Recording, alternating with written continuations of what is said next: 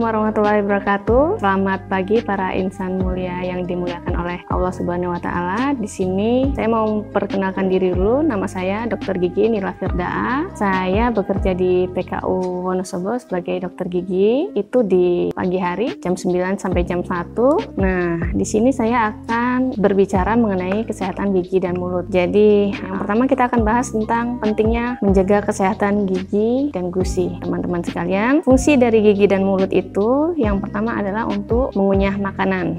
Jadi pada dasarnya kalau ada gangguan di gigi dan mulut itu kita akan mengunyah makanannya akan terganggu. Jadi ketika mengunyah makanan terganggu, otomatis kita intake energinya atau kita kan mendapatkan energi itu dari makanan, sehingga intake energi kita menjadi berkurang. Jadi aktivitas kita terganggu, makan jadi terganggu, mengunyah terganggu.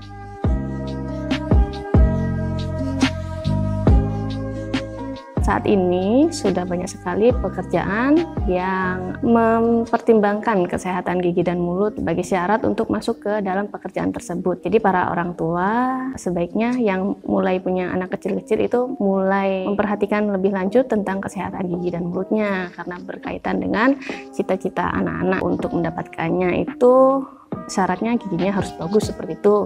Misalnya kalau misalnya ada yang ingin masuk ke TNI pada umumnya ya, kalau itu sudah pada tahu Polri, mungkin ada yang mau jadi pilot atau pramugari, itu kan giginya juga harus bagus. Selain itu kalau misalkan bekerja di front office gitu kan, senyumnya juga harus bagus. Bekerja di bank misalnya gitu juga giginya harus baik seperti itu. Paling tidak waktu berbicara dengan para partner atau customernya itu lebih pede seperti itu. Jadi itu salah satu pertimbangannya.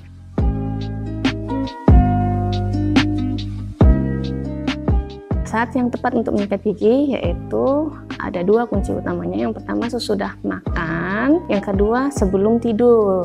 Kenapa sesudah makan? Karena pada dasarnya gigi itu rusak karena sisa makanan yang sisa di dalam mulut itu akan ikut dimakan oleh kuman yang memang sudah ada di dalam mulut kita. Itu akan menghasilkan asam. Kuman itu akan ikut memakan sisa makanan kemudian menghasilkan asam. Asam itu yang akan merusak kalsium di gigi kita sehingga jadilah lubang seperti itu. Nah, caranya supaya menjaga gigi agar tidak lubang, kita harus membersihkan sisa makanan itu supaya kuman tidak bisa menghasilkan asam seperti itu. Jadi sesudah makan dan sebelum tidur.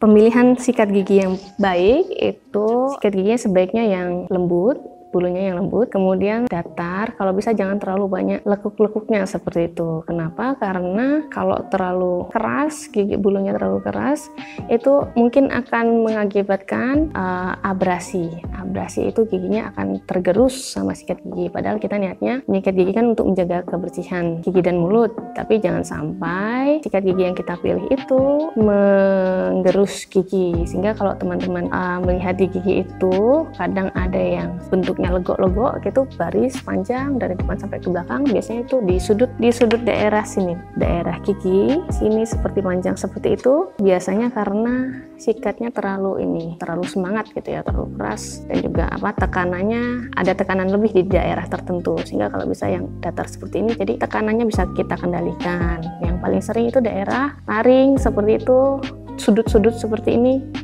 tekanannya terlalu berlebih. Jadi kalau bisa jangan terlalu menekan, sehingga kalau misalkan dia tergerus seperti itu, yang muncul adalah giginya menjadi sensitif karena emailnya terbuka seperti itu ya, karena pelindung gigi, email itu pelindung gigi yang paling luar gitu. Kalau emailnya sudah terbuka, tergerus oleh sikat, itu ketika kita minum dingin, cirinya ketika kita minum dingin itu mulai terasa dingin. Itu yang dikatakan gigi sensitif. Kemudian untuk arah menyikat gigi itu arahnya dari gusi ke gigi.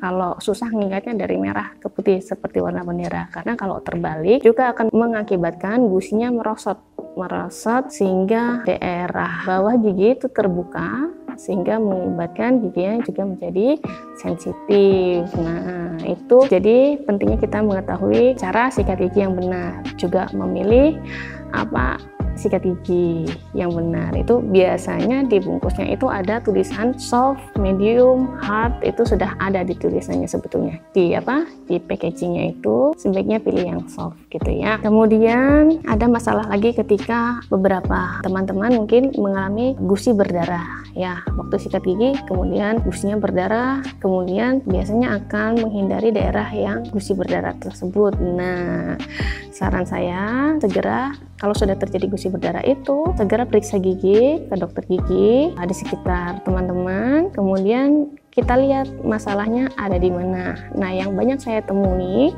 kalau kemudian terjadi gusi berdarah, rata-rata takut untuk menyikat gigi di daerah gusi itu, sehingga sisa makanan, karang gigi akan semakin menumpuk, sehingga gusinya semakin lama semakin mudah berdarah seperti itu. Kemudian setelah periksa, kemudian mungkin karang giginya dibersihkan, kotorannya dibersihkan, yaitu dilanjutkan dengan disikat yang bersih di daerah yang mudah berdarah itu. Biasanya sih kebanyakan terjadi karena penumpukan sisa makanan. Kenapa dia terjadi gusi berdarah itu? Karena pada dasarnya di dalam darah itu ada sistem imun kita, ada sel-sel imun kita yang ingin melawan kuman yang ada di dalam sisa makanan yang terjebak di gigi. Jadi semakin menumpuk sisa makanannya, semakin mudah berdarah seperti itu. Jadi kalau bisa setelah konsultasi ke dokter gigi, periksa, kemudian diusahakan untuk rajin menyikat gigi gitu. Karena semakin dibiarkan akan semakin mudah berdarah. Seperti itu. Tapi tentunya penyebab berdarah itu bisa macam-macam, bisa jadi karena ada sakit yang lainnya. Jadi sebaiknya sebelum itu periksakan gigi dahulu ke dokter gigi. Kemudian kalau memang penyebabnya karena jebakan sisa makanan yang banyak menumpuk, itu artinya setelah dibersihkan dengan dibersihkan karang gigi, scaling namanya, itu teman-teman rajin menyikat gigi dari gusi ke gigi. Jadi yang sering terjadi itu jebakannya di daerah antara gigi dan gusi sini, bawah terutama. Nah, ini sikat giginya kita agak menyudut seperti ini,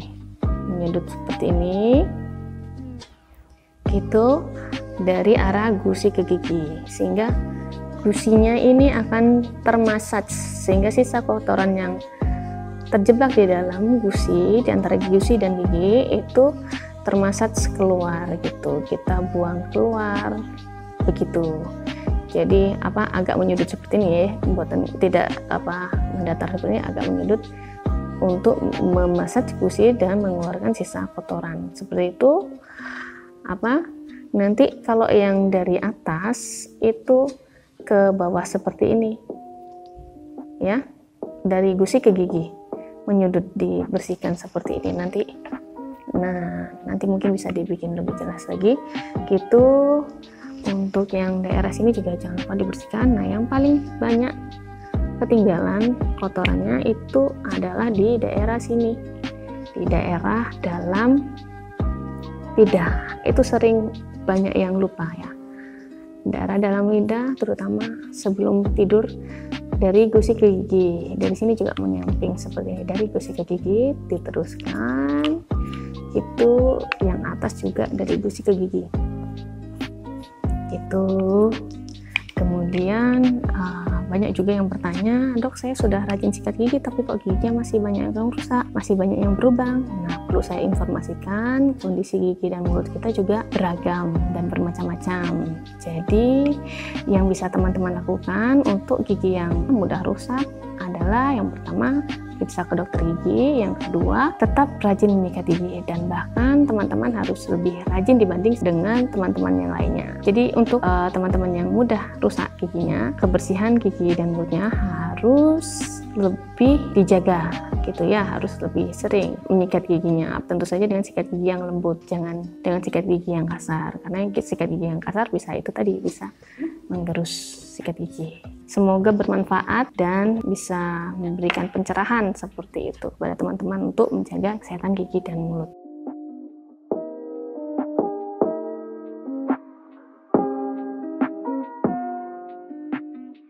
PKU Muhammadiyah Wonosobo, keramahan sebenarnya.